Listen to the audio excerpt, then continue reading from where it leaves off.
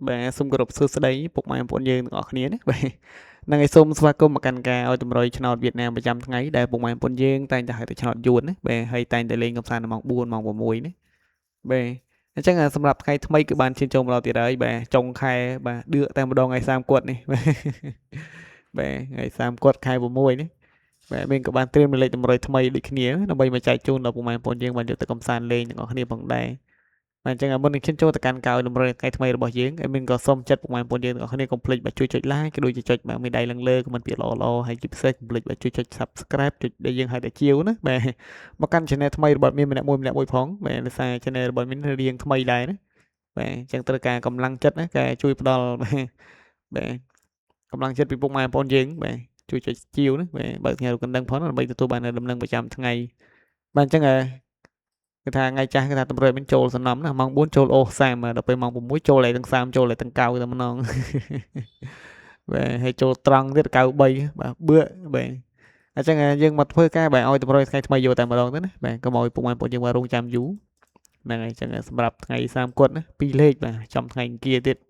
2លេខមានឲ្យពុកម៉ែបងប្អូនយើងបាទយ៉ាថ្ងៃអង្គាររឹងកំព្រឹសណាបាទមានឲ្យ26មួយចុះបាទក្របទី2គឺថាមានឲ្យពុកម៉ែបងប្អូនយើងទាំងអស់គ្នា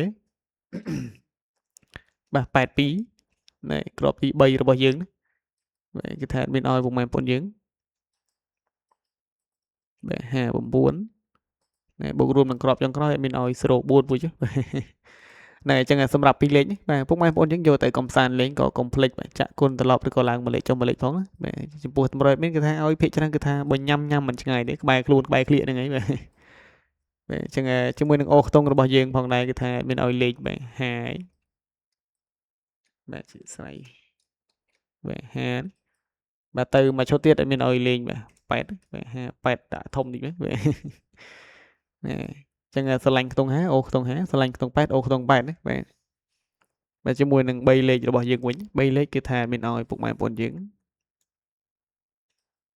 បាទមាន586បាទជាស្រ័យបងប្អូនយើងបាទមកគ្រាប់ទៀតគឺថាមានឲ្យពុកម៉ែបងប្អូនយើងទាំងអស់គ្នា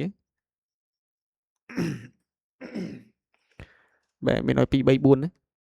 234បាទណែអញ្ចឹងសម្រាប់3លេខនេះយកទៅកំសាន្តលេងក៏កុំភ្លេចបាទចាក់គុណត្រឡប់ផងណាឲ្យបានគុណប្រយ័ត្នស្ដាយណាពុកម៉ែបងប្អូនយើងបាទលេងឆ្លាស់លេខមកបាទ